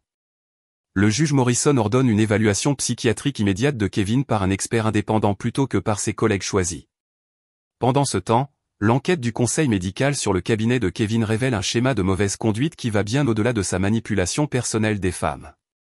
L'ancienne patiente Lisa Wong apporte des preuves que Kevin l'a convaincue de subir une reconstruction faciale après son divorce, affirmant que les critiques de son ex-mari avaient endommagé son estime de soi et que la correction chirurgicale l'aiderait à guérir émotionnellement.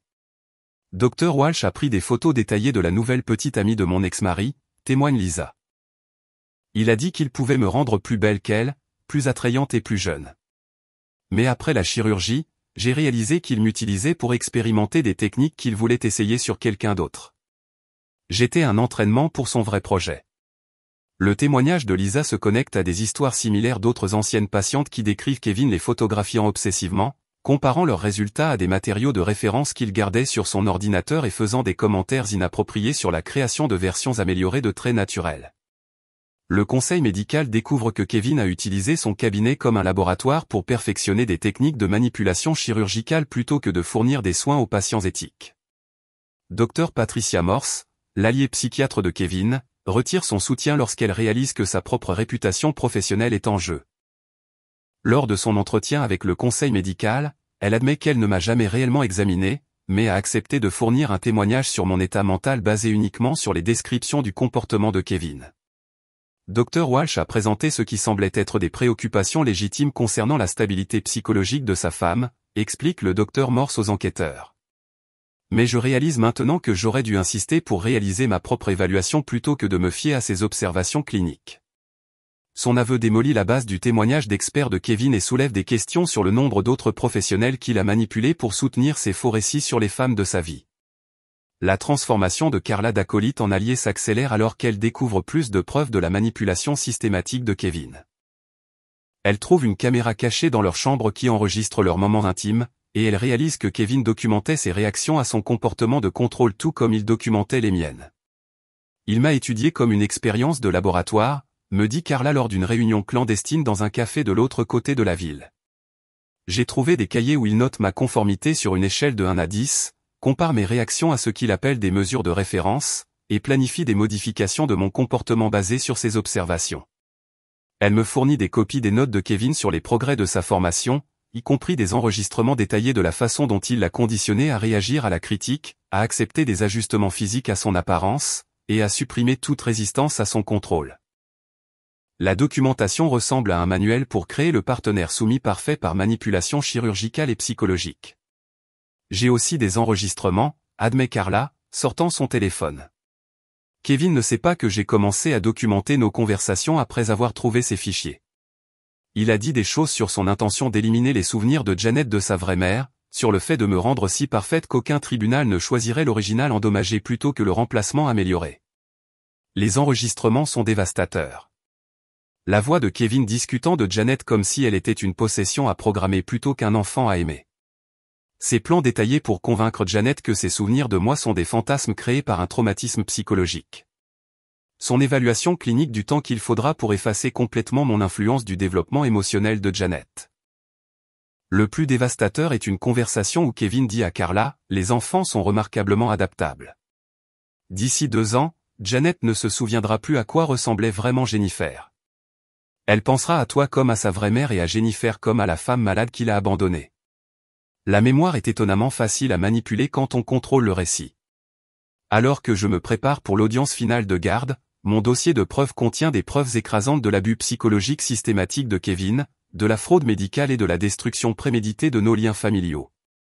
Mais plus important encore, j'ai la crédibilité professionnelle et les alliés experts nécessaires pour présenter ces preuves de manière à ne pas être rejeté ou discrédité. Kevin a passé 3 ans à planifier de me remplacer.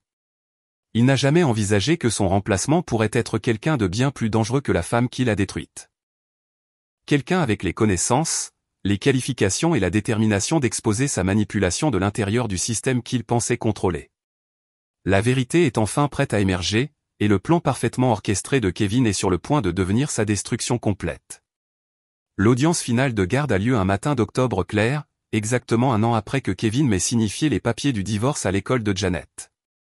J'entre dans la salle d'audience en tant que Maria Gonzalez, portant une mallette remplie de preuves qui détruiront l'homme qui pensait pouvoir m'effacer de l'existence. Kevin est assis à la table des accusés avec son nouvel avocat. Robert Sterling s'est retiré de l'affaire après le désastre de la déposition qui a révélé la falsification des preuves par son client. Le nouvel avocat de Kevin, James Murphy, semble dépassé par la montagne de preuves contre son client et la liste croissante d'accusations criminelles préparées par le procureur du district. Votre honneur, commence Linda Torres sa déclaration liminaire. Les preuves montreront que le docteur Kevin Walsh s'est engagé dans des abus psychologiques systématiques, une fraude médicale et une destruction délibérée des liens familiaux par la manipulation chirurgicale de plusieurs femmes sur une période de plusieurs années. La poursuite présente les propres emails de Kevin décrivant son protocole de remplacement de sa femme et ses notes cliniques traitant les femmes comme des sujets d'expérimentation plutôt que comme des êtres humains. La salle d'audience allait audiblement lorsque Linda lit le message de Kevin au Dr Reed. Sujet C montre une conformité optimale suite aux modifications finales. Élimination du modèle original en cours. Thérapie d'adaptation de l'enfant donnant les résultats souhaités. L'expression du juge Morrison devient de plus en plus sévère alors qu'elle examine les preuves médico-légales de l'ordinateur de Kevin. Dr Walsh. Ces communications suggèrent un abus psychologique prémédité et une conspiration pour manipuler les procédures de garde par des preuves fabriquées. Ce tribunal prend de telles allégations très au sérieux. La suspension du permis médical de Kevin devient permanente lorsque 3 autres anciennes patientes témoignent de procédures inutiles qu'il a effectuées tout en documentant leur transformation pour sa collection personnelle. Madame Helen Carter décrit comment Kevin l'a convaincu que la reconstruction faciale l'aiderait à se remettre de la mort de son mari, puis l'a photographié obsessivement et a fait des commentaires inappropriés sur la perfection de l'esthétique de la veuve en deuil. Dr Walsh m'a dit que j'étais son chef-d'œuvre, témoigne Madame Carter, les larmes coulant sur son visage chirurgicalement modifié. Il a dit qu'il avait créé la version parfaite de la tristesse féminine. Je ne comprenais pas ce qu'il voulait dire jusqu'à ce que je voie d'autres femmes dans sa salle d'attente qui avaient toutes des modifications similaires, comme s'il collectionnait différentes variations du même thème. L'enquête du conseil médical révèle que le cabinet de Kevin a généré plus de 40 plaintes de fautes professionnelles au cours des 2 dernières années, avec un schéma de patients contraints à des procédures qu'il ne voulait initialement pas et subissant des complications nécessitant des chirurgies supplémentaires. Ses partenaires médicaux dissolvent formellement leur association de pratique et ses privilèges hospitaliers sont révoqués définitivement. Les séances de thérapie de Janet avec le docteur Rebecca Martinez, une psychologue pour enfants que j'ai recommandée et qui est spécialisée dans le rétablissement de l'aliénation parentale, produisent un témoignage révolutionnaire sur son expérience de vie avec Kevin et Carla. Dans une séance enregistrée jouée pour le tribunal, Janet décrit sa vie quotidienne avec une clarté dévastatrice. Papa me fait pratiquer en disant que j'aime mademoiselle Carla, dit la voix de Janet à travers les haut-parleurs de la salle d'audience. Il me chronomètre avec son téléphone pour s'assurer que je le dis assez vite pour que ça sonne vrai. Mais je ne l'aime pas parce qu'elle ne sent pas comme chez moi et elle ne sait pas que j'aime que mes sandwichs soient coupés en triangle, pas en rectangle. Elle essaie de tout faire comme ma vraie maman, mais elle se trompe parce qu'elle copie au lieu de savoir. L'analyse du docteur Martinez explique comment les tentatives de Kevin de forcer les liens entre Janet et Carla ont en fait créé un traumatisme psychologique plus profond. L'enfant reconnaît qu'elle est forcée d'accepter une relation maternelle artificielle tandis que son attachement authentique à sa mère biologique est systématiquement effacé par la manipulation psychologique. Lorsque Carla monte à la barre, son témoignage démolit toute sympathie restante que le tribunal aurait pu avoir pour la situation de Kevin. Elle décrit avoir trouvé des caméras cachées dans leur chambre, découvert les notes détaillées de Kevin notant sa performance en tant que sa femme idéale, et découvert ses plans pour des modifications supplémentaires afin de la rendre encore plus conforme à son fantasme parfait. Dr Walsh m'a montré des tableaux comparatifs, témoigne Carla, sa voix maintenant plus forte que lors de mes premières enquêtes. Mon visage mesuré par rapport au visage de Jennifer avec une analyse détaillée des caractéristiques qui nécessitaient un ajustement pour atteindre ce qu'il appelait une intégration esthétique optimale. Il parlait de moi comme si j'étais une sculpture qu'il sculptait encore plutôt qu'une femme qu'il aimait. Elle produit des enregistrements de Kevin discutant de son calendrier pour éliminer complètement mon influence de la vie de Janet.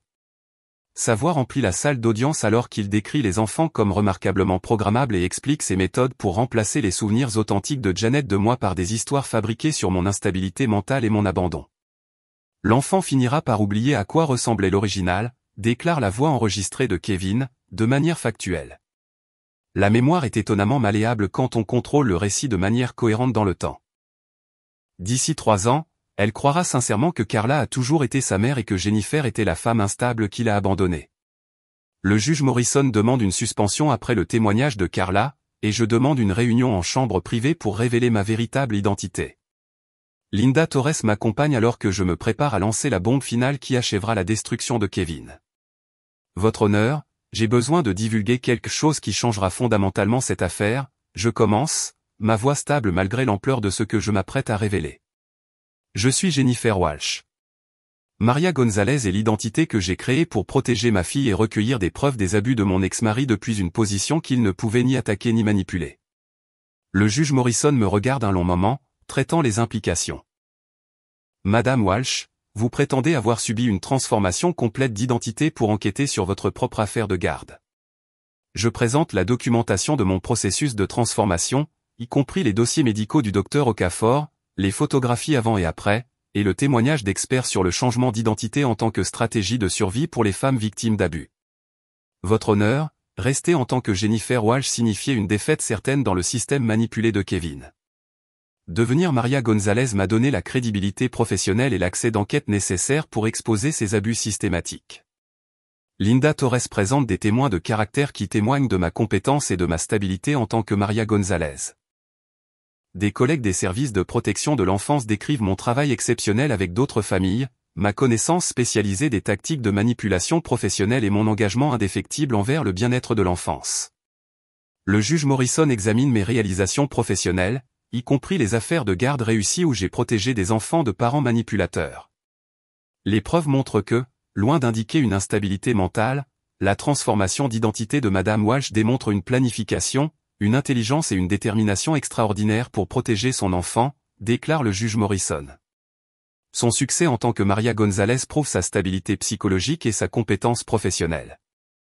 Le dernier avocat de Kevin fait une tentative désespérée de dépeindre ma transformation comme une preuve de comportement délirant, mais l'argument s'effondre sous le poids de mes réalisations professionnelles et des preuves systématiques que j'ai recueillies contre la manipulation de Kevin. Lorsque le tribunal se réunit pour la décision finale, Janet est assise dans la galerie avec le docteur Martinez, inconsciente que la travailleuse sociale qui l'aide est en fait sa mère transformée. Le juge Morrison annonce sa décision avec une autorité ferme. Dr Kevin Walsh est par la présente privé de tout droit de garde et privilèges parentaux. Les preuves démontrent des abus psychologiques systématiques, une fraude médicale et une manipulation délibérée des procédures de tribunaux de la famille. La garde complète est accordée à Jennifer Walsh avec des visites supervisées uniquement après l'achèvement du traitement psychologique obligatoire et des programmes de gestion de la colère. Le visage de Kevin s'effondre alors qu'il réalise que son plan parfait s'est retourné contre lui. L'homme qui pensait pouvoir contrôler les femmes par la manipulation chirurgicale a été vaincu par une femme qui a utilisé ses propres outils contre lui. Après l'audience, je m'agenouille dans le couloir du palais de justice et révèle la vérité à Janet sur qui je suis vraiment. Ma fille étudie mon visage transformé avec l'expression sérieuse d'un enfant qui a appris à tout remettre en question, puis lève la main pour tracer mes nouveaux traits avec des doigts doux. « Tu es devenu quelqu'un d'assez fort pour me sauver », dit-elle simplement. Comme la princesse de nos histoires du soir qui se transforme en dragon pour protéger son royaume, Janet comprend ce que beaucoup d'adultes ne peuvent pas, que l'amour nécessite parfois une transformation, que la protection exige parfois des sacrifices, et que les mères deviendront tout ce qui est nécessaire pour sauver leurs enfants du danger. Kevin passe devant nous menottés alors que la police l'escorte hors du palais de justice pour faire face à des accusations criminelles. Il ne reconnaît pas la femme agenouillée à côté de sa fille. Il ne se rend pas compte que sa plus grande victoire est devenue sa destruction complète. 3 mois plus tard, Janet et moi commençons notre nouvelle vie ensemble.